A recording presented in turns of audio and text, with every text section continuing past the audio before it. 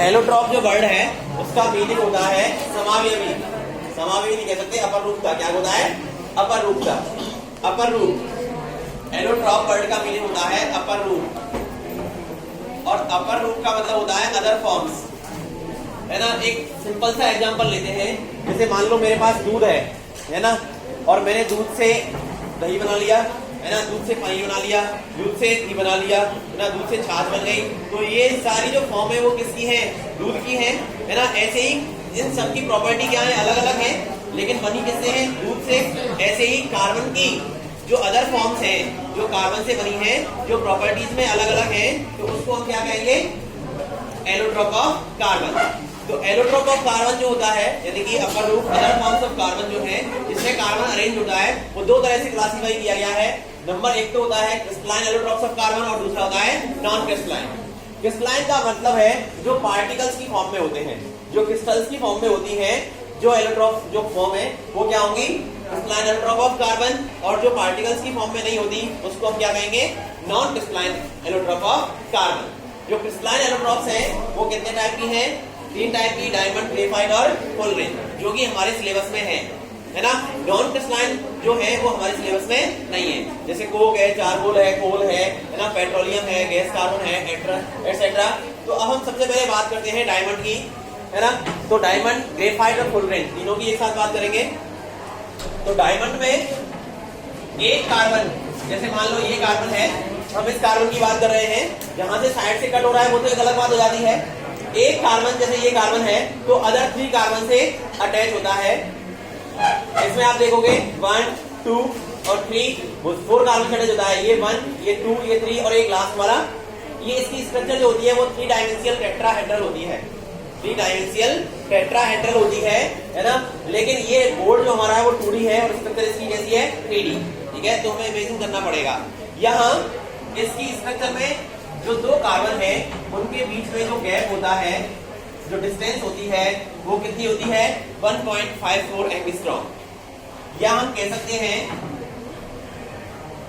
154 picometre. Angstrom की value जो होती है, एंगस्ट्रॉम की वैल्यू होती है 10 टू द पावर -10 मीटर, और पिकोमीटर की जो वैल्यू होती है वो होती है 10 to the power -12 metre. 10 to the power -12 metre. Structure मैंने आपको अभी बताई थी, क्या होती है? 3 डायमेंशियल टेट्राहेड्रल। यहाँ एक चीज और देखते हैं कि भाई इसमें एक कार्बन 4 कार्बनों से अटैच होता है, तो कार्बन की कोई भी वैलेंसी, कोई भी इलेक्ट्रॉन फ्री नहीं होता, और जब इलेक्ट्रॉन फ्री नहीं होता तो इसकी वजह से ये इलेक्ट्रिसिटी का क्या होता है? बैड कंडक्टर, इंसुलेटर होता है। ये इलेक्ट्रिसिटी फ्लो नहीं कराता। और ये बनता कैसे है? ये बनता है जब कोयले की खानें होती हैं, उन कोयले की खानों में बहुत ज्यादा प्रेशर पड़ता है, और उस प्रेशर से इसके पास में क्या होता है? ये बहुत डेंस हो जाता है, हार्ड हो जाता है, और हार्ड इतना हो जाता है ये कि नेचर का सबसे हार्डेस्ट सब्सटेंस है ये। इसका जो मेल्टिंग पॉइंट होता है वो कितना होता है? 3843 केल्विन। 3843 केल्विन, है ना। इतना टेम्परेचर अगर इसको देंगे तो ये मेल्ट हो जाएगा, है ना।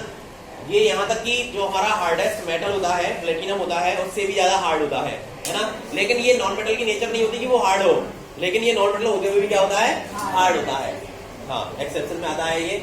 इस तरह से अगर इसके हम यूजेस की बात करेंगे तो यूजेस क्या होते हैं? इसकी हार्डनेस की वजह से इसका यूज करते हैं हम ग्लास कटिंग में, रॉक्स को काटने में करते हैं, है ना। और आप लोगों ने देखा होगा कि भाई फोनोग्राम देखा है किसी ने? फोनोग्राम नहीं देखा? 3 इडियट मूवी देखी है किसी ने? तो 3 इडियट मूवी में आप लोगों ने देखा होगा वो जो डीन होता है, उसका वायरस जिसको कहते हैं, वो लंच करता है, 7.5 मिनट का रेस्ट करता है, तो उसमें वो अपनी सेविंग करवाता है ना। तो सेविंग करवाता है तो उसके जिस कमरे में करवाता है ना, उस कोने में एक एपरेटस होता है जिसमें गाने बजते हैं, गाने की ट्यून बजती है बस, है ना। तो उसपे एक तस्तरी सी होती है और एक पिन आगे उसपे टिकती है ना, और एक स्पीकर होता है, उसमें से आवाज निकलती है, ठीक है ना। तो वो जो पिन होती है ना वो फोनोग्राम है पूरा, है ना। तो उसकी जो निडल होती है ना वो किससे बनाते हैं? डायमंड से। उसकी निडल उससे डायमंड से बनाते हैं, और जो प्लेट होती है वो प्लेट बनाते हैं पीवीसी से। पीवीसी जानते हो आप क्या होता है? पॉली विनाइल क्लोराइड, ठीक है ना, इस तरह से। तो ये हार्ड होता है ना। इसका यूज रॉक्स कटिंग में करते हैं। और एक और भी यूज है इसका, सबसे ज्यादा यूज जो होता है ना, बहुत प्रीसियस ज्वेलरी बनाने में भी इसका यूज करते हैं, बहुत महंगी महंगी ज्वेलरी बनाने में इसका यूज करते हैं। अब देखते हैं ग्रेफाइट को। तो ग्रेफाइट में जो एक कार्बन है वो अदर 3 कार्बन से जुड़ता है ना। इसका जो एक इलेक्ट्रॉन है वो फ्री होता है, और फ्री इलेक्ट्रॉन की वजह से इलेक्ट्रिसिटी का क्या होता है, कंडक्टर होता है, इलेक्ट्रिसिटी इसमें से फ्लो होती है। इसमें कार्बन कार्बन के जो बीच की डिस्टेंस होती है वो होती है 1.415 एंगस्ट्रॉम, 1.415 एंगस्ट्रॉम, या हम कह सकते हैं कि 141.5 पिकोमीटर। ये लेयर्स की फॉर्म में होता है ना, और इसकी जो लेयर्स होती हैं उन लेयर्स के बीच में जो डिस्टेंस होती है वो डिस्टेंस होती है 3.40 एंगस्ट्रॉम, या हम कह सकते हैं 340 पिकोमीटर। इलेक्ट्रिसिटी का कंडक्टर होता है। दूसरा, ये लेयर्स की फॉर्म में होता है, तो ये लेयर्स जो होती है ना एक दूसरे पे स्लिप करती हैं, ये स्लिपरी होता है, और इसके इस नेचर की वजह से, इस प्रॉपर्टी की वजह से ये as a dry lubricant use होता है। लुब्रिकेंट जानते हो आप क्या होता है, जो फ्रिक्शन फोर्स को कम करता है वो मटेरियल क्या होता है, लुब्रिकेंट। आप कैरम खेले हो कभी, तो उसका जब स्ट्राइकर मारते हैं ना कैरम का, तो वो हार्ड जाता है ना, जल्दी से नहीं चलता, तो उसपे क्या करते हैं हम, पाउडर डाल देते हैं, है ना। तो पाउडर डालने पे वो इजी चला जाता है, तो इसका मतलब फ्रिक्शन फोर्स क्या हो गया, कम हो गया। तो इस तरह से इसको ड्राई लुब्रिकेंट की तरह यूज करते हैं।